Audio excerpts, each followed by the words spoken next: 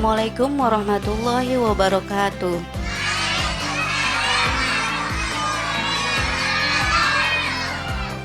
Jumpa lagi bersama saya Sri Wanayati dalam acara Gelora Cinta Rasul.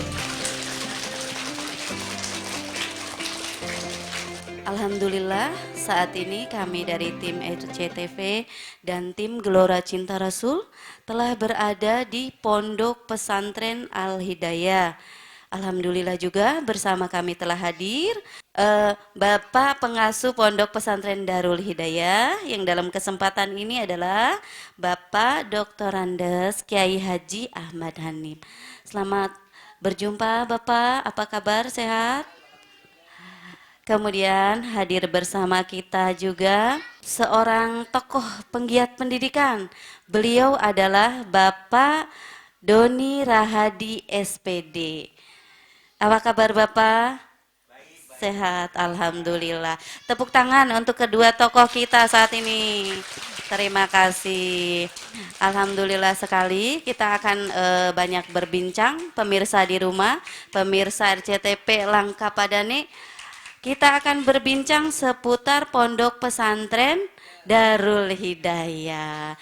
Boleh diceritakan Bapak bagaimana proses terbentuknya pesantren ini? Alhamdulillah berdiri tahun 1997. Ya, berdirinya Pondok Pesantren Darul Hidayah. Ya, untuk mencetak generasi Qurani supaya paham Al-Quran dan juga supaya bisa menjalani isi kandungan Al-Quran dan cinta Rasul. Amin. Masya Allah, luar biasa sekali cita-citanya Pak Kiai ya.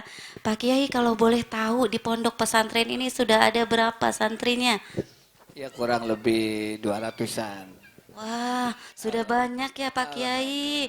Masya Allah, tepuk tangan untuk pondok pesantren Darul Hidayah. Bapak punten, mau tanya lagi nih. Boleh, Di boleh. pondok pesantren Darul Hidayah ini apa sih keunggulannya gitu bila dibandingkan dengan mungkin pondok-pondok pesantren yang ada di wilayah Kabupaten Cirebon? Keunggulannya di sini anak-anak yang masih usia dini supaya bisa sedikit-sedikit menghafal surat-surat pendek. Kemudian yang tingkat wusto supaya bisa hafal juz amma. Kemudian yang dewasa supaya bisa satu Quran penuh. Itu diantaranya. Di samping juga kitab-kitab kuning yang harus juga dipelajari. Oh iya, Masya Allah, luar biasa sekali. Pak Kiai, mungkin ada pertanyaan lagi nih dari saya, penasaran nih ya. Boleh, boleh.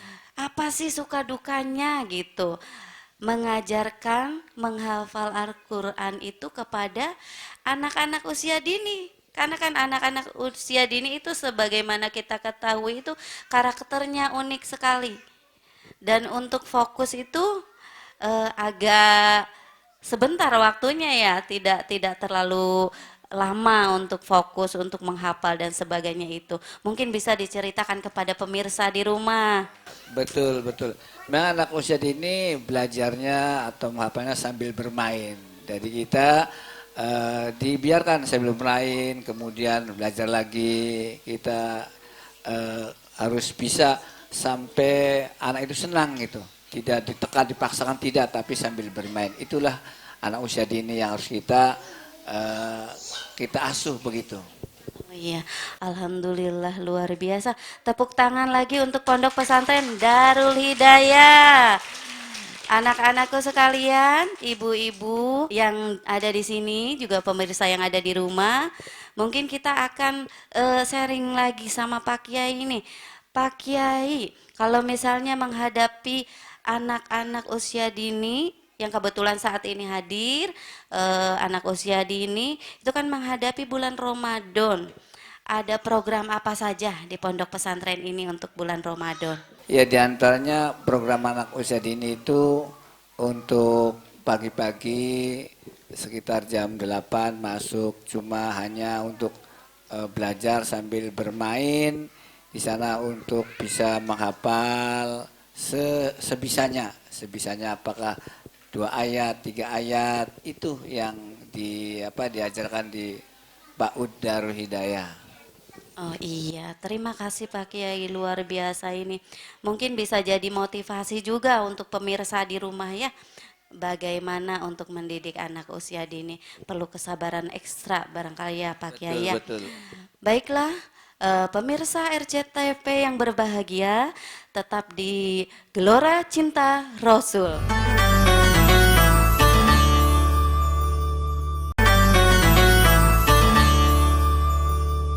Tetap di Gelora Cinta Rasul. Baiklah pemirsa yang berbahagia, kita lanjutkan obrolan kita saat ini. Saya akan beralih kepada beliau yang ada tepat di samping kiri saya. Bapak, menurut Bapak itu Pak Doni ya, bagaimana sih tentang perkembangan dunia pendidikan pada dewasa ini? Apa yang menjadi kekhawatiran, apa yang menjadi nilai plus dari perkembangan zaman, kemudian iptek yang ada dewasa ini. Mungkin Bapak ada ini sharing kepada kita semua, bagaimana pandangan Bapak? Apa kabar semuanya adik-adik?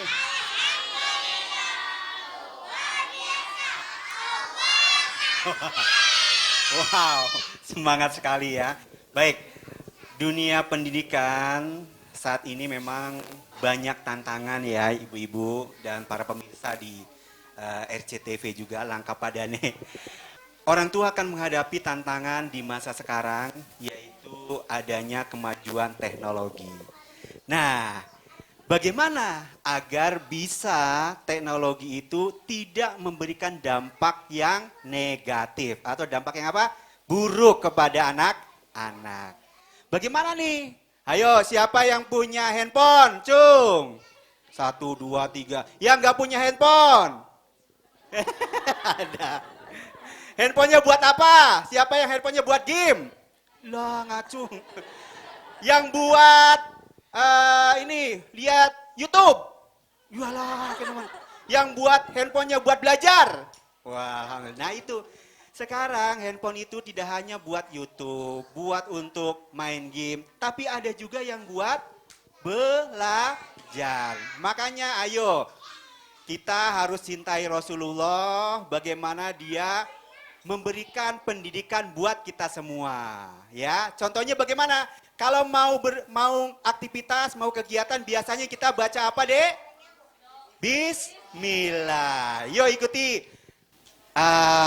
Pak Doni ya, ikuti ya. Nah, begini ada lagu yang enak. Janganlah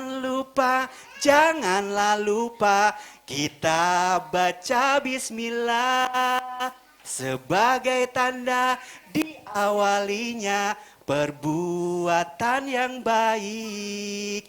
Ingat selalu pesan Rasulmu, ingat pesan Nabimu. Bismillahirrohmanirrohim harus dibaca selalu. Tepuk tangan dulu Pak Doni. Itu ya. Jadi apapun yang kita lakukan harus diawali dengan Bismillah. Itulah Rasulullah ya. Mau makan, mau minum, mau pergi, mau jajan, mau nonton TV, mau apapun itu harus diawali dengan Bismillah. Dan jangan lupa adik-adik ya, harus selalu berbakti kepada orang tua ya. Siapa yang kalau habis sholat selalu mendoakan orang tua? Coba sama-sama doa kepada orang tua. Bismillahirrahmanirrahim. Li wali walidayya warhamhuma kama rabbayani shaghira. Ampunilah aku dan dosa kedua orang tuaku, dan sayangilah mereka seperti melayani kecil. Atina di dunia hasanah wa fil akhirati hasanatan wa qina adzabannar. Amin ya robbal alamin. Wah, tepuk tangan dong untuk adik-adik yang luar biasa. Itu ya. Jadi apa yang pertama kita harus awali segala sesuatunya dengan baca bismillah. Dan selalu sayangi orang tua. Nah itu harus dicatat dan jangan banyak main HP. Sekali lagi, jangan banyak main HP. Itu Ibu. Iya, Oh, mungkin begitu. untuk yang bisa disampaikan Iya. dalam dunia pendidikan sekarang. Itu Iya, tantangannya. luar biasa. Mungkin ini sangat berguna sekali nanti buat pemirsa di rumah ya untuk mengikuti tips-tipsnya dari Pak Doni ini. Beliau luar biasa sekali dalam concernnya dalam bidang pendidikan. Mungkin Pak Doni ini ada pertanyaan lagi nih. Itu kan bagi anak-anaknya, ini ada tips enggak untuk orang tuanya dalam menghadapi kemajuan teknologi dan sebagainya. Kalau anak-anaknya mungkin kita bimbing di sekolah dan sebagainya, tetapi kan tidak bisa lepas dari peran orang tua. Untuk orang tuanya sendiri itu bagaimana? Tapi jangan dijawab dulu ya Pak Doni, nanti kita akan tunggu jawabannya setelah jeda berikut ini. Tetap di Gelora Cinta Rasul.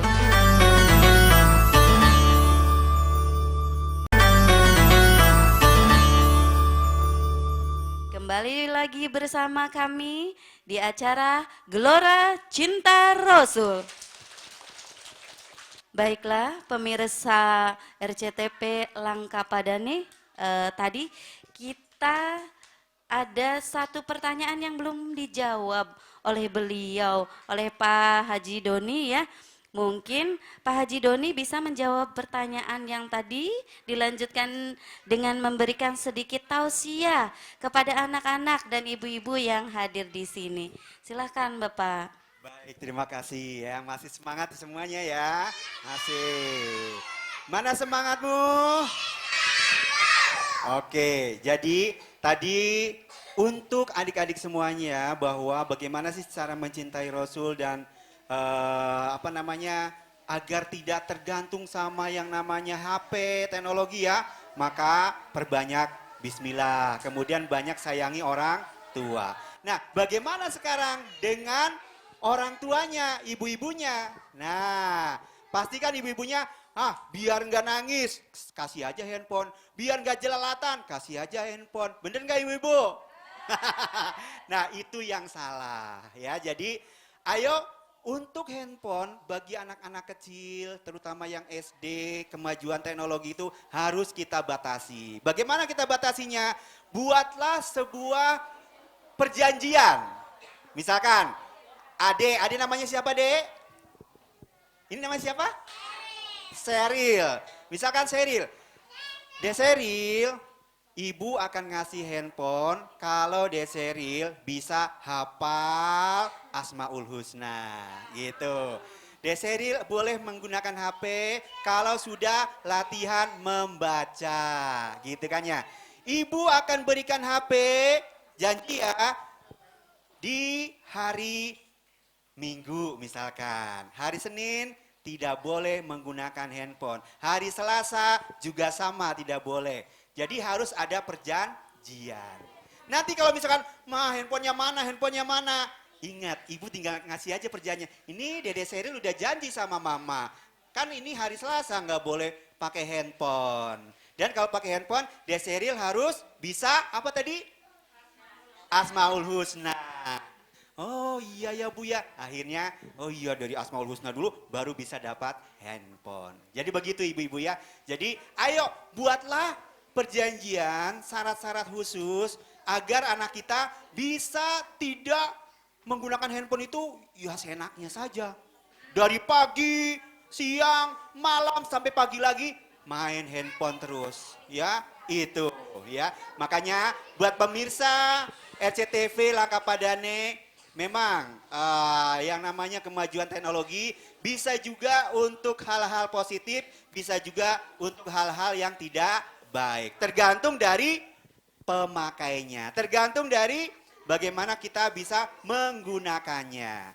Kalau menggunakannya bijak, menggunakannya dengan sesuai manfaatnya, insya Allah teknologi tersebut akan bisa digunakan dengan banyak manfaat dan juga banyak yang bisa dihasilkan dari teknologi tersebut seperti handphone. Contohnya belajar bisa online, ya, belanja bisa jualan, betul nggak Bu? Mama, siapa yang mau ini nih? Saya jual ini yang murah loh. Ser di WA. Tring, tring, tring. Masuk semua. Nah gitu. Ya, informasi pendidikan bisa secara cepat didapatkan. Begitu Ibu mungkin untuk tips bagi emak-emak semuanya iya. nih, Ibu Bapak. Terima kasih Terutama banyak, ibu-ibu luar nih. biasa sekali. Bisa dilanjut kepada tausiahnya Pak Haji di Baik, bulan adik-adik Ramadan semuanya. ini. Ya, Assalamualaikum warahmatullahi wabarakatuh. Ya, innal hamdalillah nahmadu wa nasta'inu wa nastaghfiruh wa na'udzu billahi min syururi anfusina wa min sayyiati a'malina may yahdihillahu fala mudhillalah wa may yudhlil fala hadiyalah. Asyhadu an la ilaha illallah wa asyhadu anna Muhammadan abduhu wa rasuluh. Allahumma sholli ala sayidina Muhammad wa ala alihi wa sahbihi ajmain. Anak-anakku yang cantik-cantik, mana yang cantik angkat tangan. Loh, kok itu cantik? Yang ganteng, yang ganteng. Nah, ini ya. Baik, adik-adik, pada kesempatan ini, ya, dan pemirsa yang ada melihat tayangan di RCTV Langkah Padane, ya, inilah luar biasa keceriaan dari anak-anak kita yang menimba ilmu. Ya, salah satu apa yang diperintahkan Rasulullah itu adalah menuntut ilmu, ya. Tolabul ilmi faridatul ala kulli muslimin. Jadi menuntut ilmu adalah wajib bagi kaum muslimin dan muslimat. Dari mulai siapa? Mulai kecil. Karena apa? Belajar di waktu kecil bagai mengukir di atas batu, ya. Belajar apa? Iya, kalau sudah dewasa, sesudah dewasa, bagai mengukir di atas air. Barlen ari wis gede mah ya. Bener beli Bu? Bener, ari wis gede, belajar gini ya wis kelalen. Kelalennya utangnya pira ya. Ya Allah durung belanja depan puasa, ya puasa, kini wis puasa, ya. Wis sahur wis masaknya apa? Kok Kiki bukai karo apa ya? Nah itulah, makanya langsung bubar ketika kita belajar ketika sudah puasa. Tapi bagi anak-anak kita yang belajar sekarang dari kecil, wah ingat terus. Baik semuanya harus gimana? Harus menteladani Rasulullah. Itu Ibu ya. Terima kasih Bapak atas tausiahnya. Semoga kita semuanya, adik-adik semua, ibu-ibu, dan kita semuanya bisa mengambil pelajaran dari apa yang tadi disampaikan oleh Pak Haji Doni. Tak terasa waktu sudah ada di penghujung, pertemuan kita dalam acara ini akan segera berakhir. Mudah-mudahan kita dipertemukan lagi oleh Allah di lain waktu. Semoga kita semua diberi kesehatan. Mohon maaf apabila ada kata-kata yang kurang berkenan. Nanti kita akan jumpa lagi di Gelora Cinta Rasul. Assalamualaikum warahmatullahi wabarakatuh.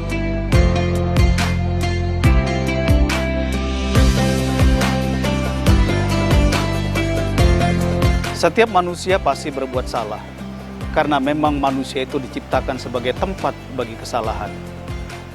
Namun Islam datang kepada kita untuk memuliakan jiwa manusia dan akhlak manusia, dan membersihkan manusia dari setiap kesalahan yang dilakukan. Puasa Ramadan oleh baginda Rasulullah SAW disebutkan sebagai benteng bagi manusia. As-saumu junnatun. Puasa itu adalah benteng. Benteng untuk apa?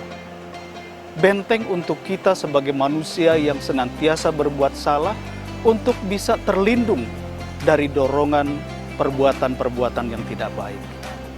untuk kita bisa membentengi diri dari perbuatan yang salah. Saudara sekalian, dengan ibadah puasa di bulan Ramadan, kita melatih diri kita dengan banyak hal. Kita melatih diri kita untuk menahan dari hawa nafsu yang buruk, dan bahkan kita melatih diri kita untuk tidak melakukan sesuatu yang sebenarnya dihalalkan oleh Allah Subhanahu wa Ta'ala, yaitu makan dan minum pada siang hari. Semua itu adalah bagian dari cara Allah, dari cara Islam untuk membentengi diri kita dari perbuatan salah. Sehingga orang yang sukses dalam menjalankan ibadah suci Ramadan adalah orang yang kemudian mampu membentengi dirinya sekuat tenaga dari melakukan perbuatan salah. Mudah-mudahan ibadah puasa kita menjadikan diri kita kuat untuk senantiasa memperbanyak kebaikan dan menjadikan diri kita kuat untuk tidak melakukan perbuatan salah. Assalamualaikum warahmatullahi wabarakatuh.